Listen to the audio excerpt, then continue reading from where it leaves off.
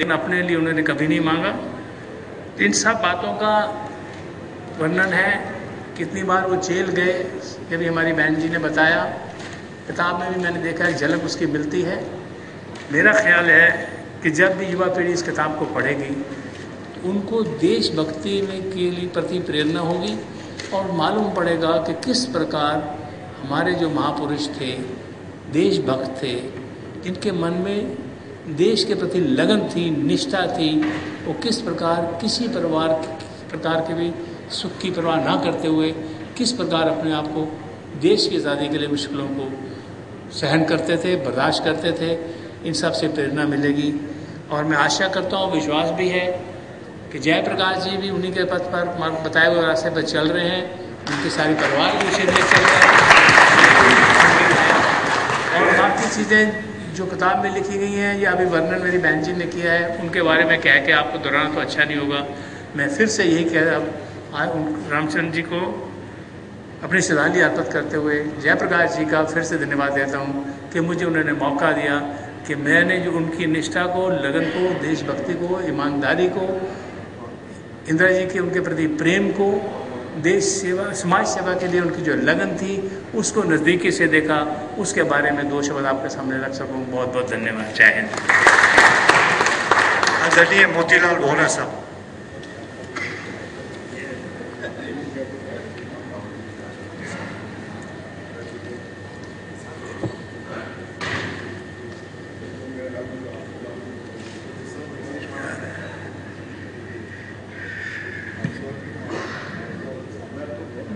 मुझे इस बात की प्रसन्नता है कि पुस्तक के विमोचन के अवसर पर हमारे बीच में राज्यसभा के डिप्टी चेयरमैन रहमान साहब, हमारे बीच में भारत सरकार के विधि मंत्री हंसराज भारद्वाज जी, हमारे बीच में भारत सरकार के मंत्री श्री सुरेश पचौरी जी, हमारे बीच में दिल्ली सरकार के मंत्री भाई हारून यूसुफ जी, हमारे बीच में मकरोनिया जी, उत्तराखंड प्रदेश कांग्रेस कमेटी के अध्यक्ष भाई हरीश रावत जी और सेक्रेटरी जनरल राज्यसभा के योगेंद्र नारायण जी और बहुत सारे लोग। इन सबके बीच में श्री जयप्रकाश अग्रवाल जी जो हमारे मित्र हैं, सांसद हैं, और डॉक्टर भरत झा इस पुस्तक को बैठे बैठे देख रहा था। देखने के बाद में इस नतीजे पे पहुंचा कि देश की आज़ादी की लड़ाई में जिन महान स्वतंत्रता संग्राम सेनानियों ने भाग लिया, उसमें हमारी अपनी दिल्ली के लाला रामचरण अग्रवाल जी का एक ऐसा व्यक्तित्व था। व्यक्तित्व हो सकता है, लेकिन व्यक्तित्व के साथ में कृतित्व का होना, दोनों का सामंजस्य, दोनों का एक ही व्यक्ति में समावेश होना बहुत दुर्लभ बात होती है। व्यक्तित्व किसी का अच्छा हो सकता है, लेकिन उसका कृतित्व अगर उस प्रकार का न हो तो केवल उसमें अधूरापन रह जाता है। लाला रामचरण अग्रवाल जी के बारे में ये उस कड़ी के न केवल दिल्ली के, अगर यूं कहा जाए कि केवल वो दिल्ली के ही नेता थे, दिल्ली के उप महापौर, दिल्ली नगर निगम के विभिन्न पदों पर रहे, लेकिन एक बात जरूर थी कि उन्होंने अपने जीवन में उन बातों को उतारने की पूरी कोशिश की जिनकी आवश्यकता थी आज़ादी की लड़ाई के ज़माने में।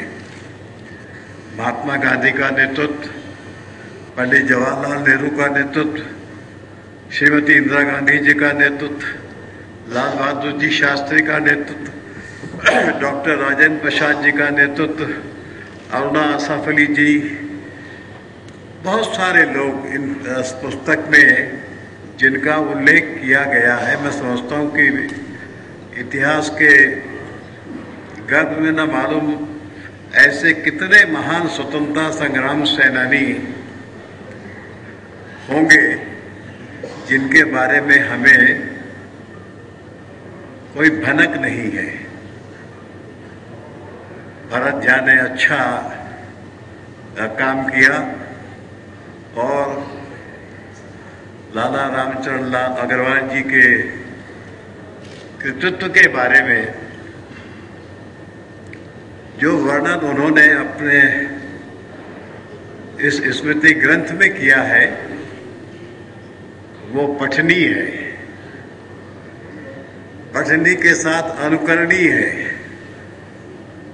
और अनुकरणीय करना काफी कठिन काम होता है, क्योंकि स्वतंत्रता संग्राम सेनानी कहलाना तो आसान है, लेकिन इस बात को अगर हम दिल से सोचें कि स्वतंत्रता संग्राम सेनानियों ने कितनी यातनाएं सही, अपने परिवार को छोड़ा, घर बार को छोड़ा, सारा मोह त्याग दिया, जेल की सिक्कियों में बंद रहे और कितने कम उम्र में 22 साल की उम्र में लाला रामचरण अग्रवाल जी 1939 में महात्मा गांधी के असहयोग आंदोलन के सिलसिले में वो जेल गए, भारत छोड़ो आंदोलन में जेल गए। 1945 में वो जेल में गए और जब वो जेल में गए, जेल की यात्राओं का वर्णन इस पुस्तक में लिखा गया है। कितनी यातनाएं उस वक्त देश के स्वतंत्रता संग्राम सेनानियों को झेलनी पड़ती थी, इसकी कल्पना हम और आप आज यहाँ बैठकर कर सकते हैं, लेकिन यथार्थ के धरातल पर उतरकर अगर हम इस बात को देखें कि दरअसल में उनके बलिदान ने, उनके त्याग ने, उनके सोच ने इस मुल्क को आज़ाद कराया 15 अगस्त 1947 को, और उस आज़ादी के दीवानों को हम याद जब करते हैं तो नसों में खून काफ़ी गर्म हो जाता कि कितने क्रांतिकारी थे, कितना जोश था। जो पंडित जी के बारे में कहा गया कि धवन जी तो मैं समझता हूँ कि उस युग में इतने करीब थे, चाहे वे दिल्ली के हों, चाहे देश के किसी भी प्रदेश के लोग हों। श्री आर के धवन जो हमारे सांसद हैं, उन्होंने बहुत करीब से उन सारे नेताओं को देखा है, उन सारे लोगों को देखा है कि जो देश की आज़ादी की लड़ाई में भाग लेते थे, आते थे, मिलते थे।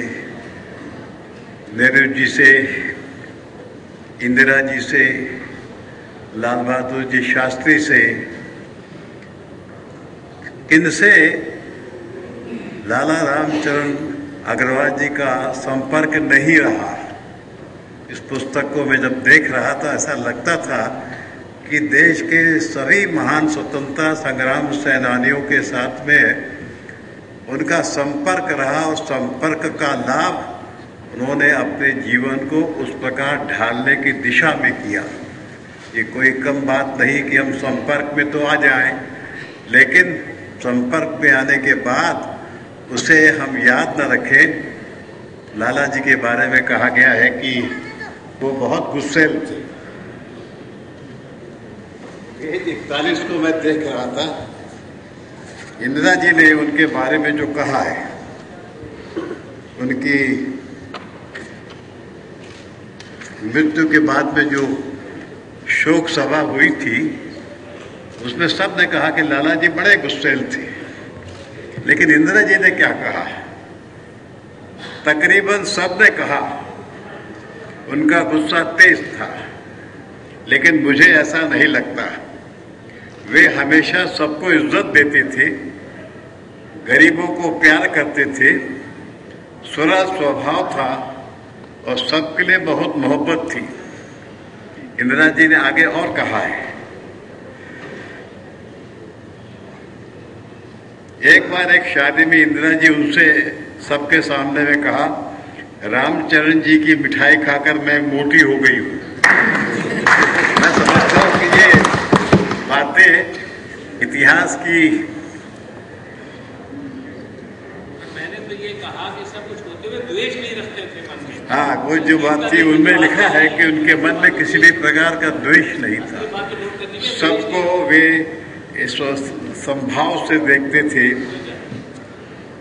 बहुत सी बातें इसमें है जिसको पढ़ने के बाद तो लगता है कि इस किताब को एक बार पूरी पढ़ लिया जाए और पूरी पढ़। ये महान शख्सियत को बयान किस प्रकार करती है। दीवाने वतन गया, जंजीर रह गई, चमकी चमक के कौम की तकदीर रह गई, जालिम फलक ने लाख मिटाने की फिक्र की, हर दिल में अक्स रह गया, तस्वीर रह गई। मैं आभारी हूँ आपका कि आपने मुझे भी अपने विचार इस बड़ी सभा में व्यक्त करने का अवसर प्रदान किया। धन्यवाद। जय हिंद। अब मैं दरखास्त करूंगा आदरणीय हंसराज भारद्वाज जी से, जो आज के आखिरी वक्ता है, उनके सहयोगी और साथी रहे हैं, कि वो अपने उद्गार प्रकट करें।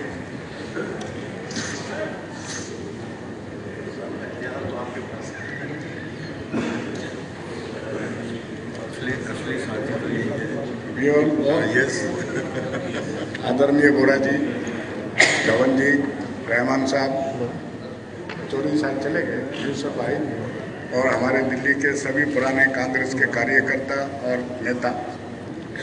लाला रामचरण जी अग्रवाल के बारे में पूरे रूप से कहना बड़ा मुश्किल काम। कांग्रेस में सब जानते हैं दो तरह के लोग होते हैं, चापलूस और एक सही कहने वाला। तो अगर कोई सही कहने वाला मुझे दिल्ली में मिला तो लाला रामचरण जी। मैंने कई वाक्य जो पब्लिकली नहीं बताना चाहता क्योंकि नाम आते हैं बीच में, बड़े नेताओं के नाम हैं। हम उनके वर्कर थे, हम तो कोई लीडर थे नहीं दिल्ली में।